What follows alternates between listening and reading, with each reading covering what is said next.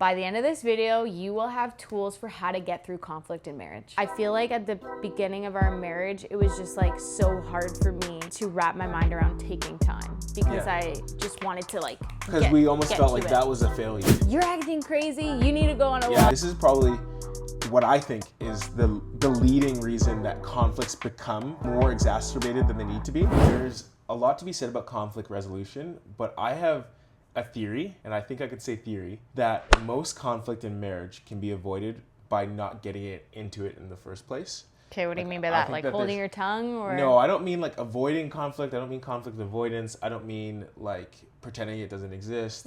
I mean that there's little things that lead to conflict or little things that you find yourself circling back to every time in marriage that like evoke conflict, that if you realize what's happening, you could avoid it. Or for example, certain moods, certain times of the day, certain like scenarios, like we've talked before about like when we're rushing somewhere or when we're running late somewhere, it's better to like just avoid the conflict or push a conversation till later. It's almost like when we're late to something, I feel like, I definitely know for myself, sometimes it feels tempting to be the time to bring other things up that I'm frustrated by. Like, it's like, I'm frustrated with you because we're late.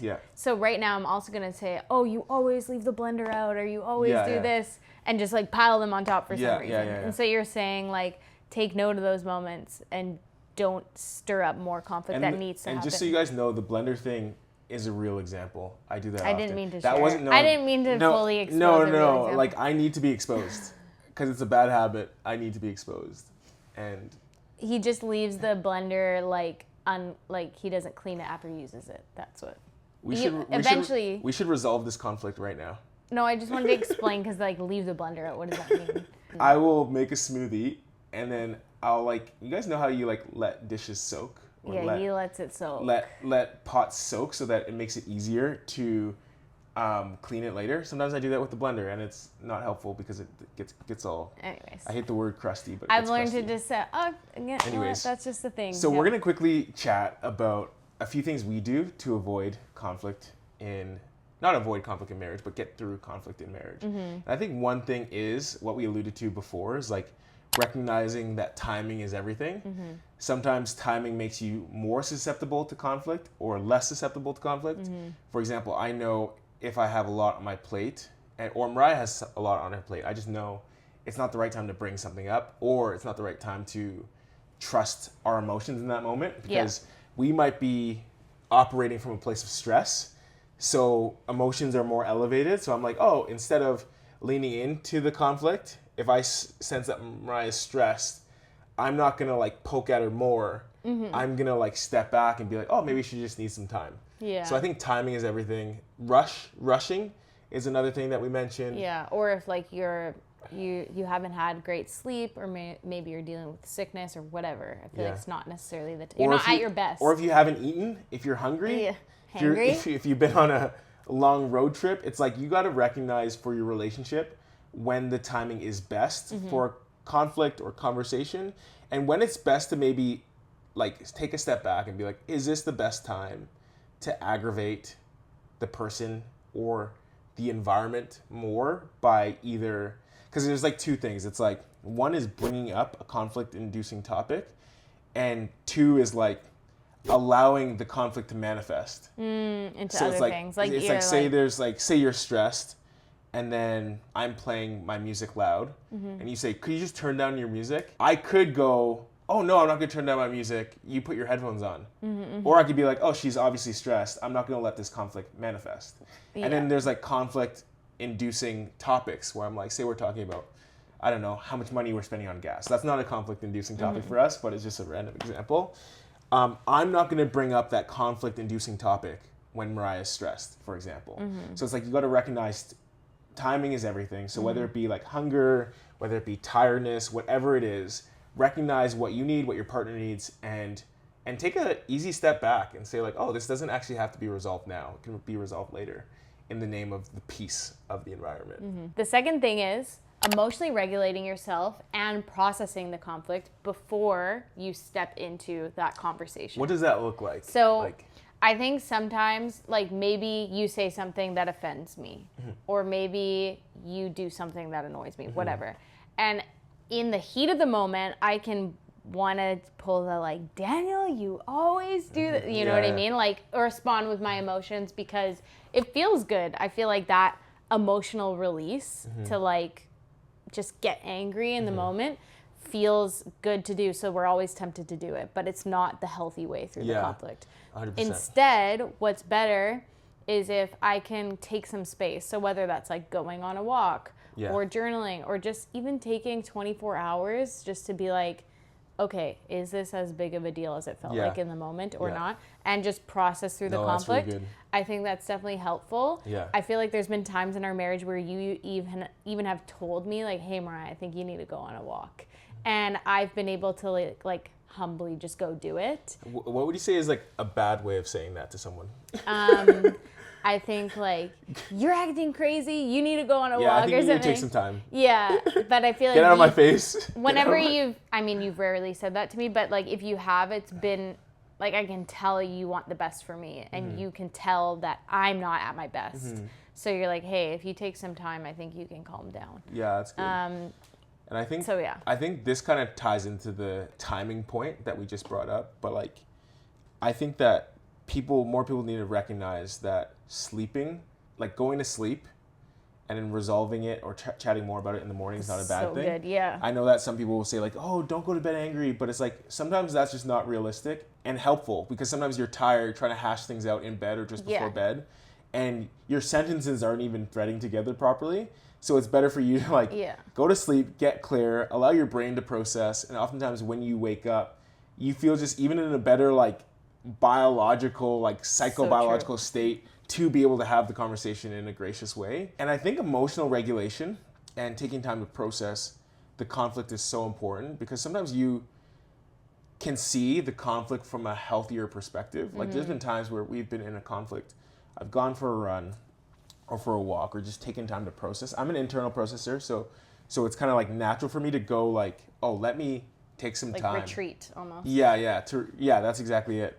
And I've actually thought like, I've noticed through the time of processing that like, oh, I've actually had a disproportionate role in the evolution of this conflict or in the even elevation of this conflict because when I said this, you know what I mean? So you're not just able to see the other person's faults clearly, but you're also able to see your own faults clearly. And I was able to come back and say, you know what? Yeah, I shouldn't have done that, or I shouldn't have said that. I was responding from a place of frustration or whatever. I think too, like, I just want to speak to some people that might function a bit more on the anxious side than others.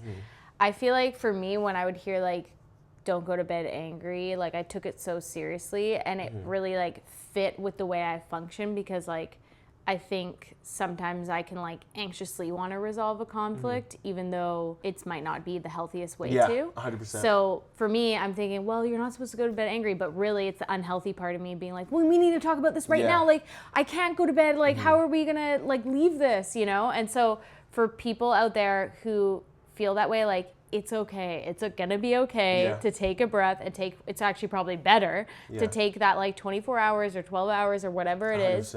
Calm down a bit so that you can clearly have the conversation because I feel like at the beginning of our marriage, it was just like so hard for me to wrap my mind around taking time because I just wanted to like because we almost felt like that was a failure. Yeah. To be able to take time to say, oh, we're actually not in the right place to have this conversation. It feels like you're almost like dismissing it. And also, it was almost like a bit selfish on my end because I felt so like emotionally charged by what was going on that I needed to, and I'm a verbal processor, I needed to talk about it right now so that I could feel okay again. But that's not necessarily fair to you because I'm not giving you my right state of mind. I'm not giving you the time to process. Yeah. And just because I guess I've had to learn to like sit in my feelings a bit, which is 100%. okay. It's okay to sit in those feelings. I get that. Yeah, so, you build that like capacity for that. Yeah, so it's so important that you emotionally regulate. It's so important that you take time to process. And oftentimes that time you take to process and emotionally regulate actually sidesteps conflicts.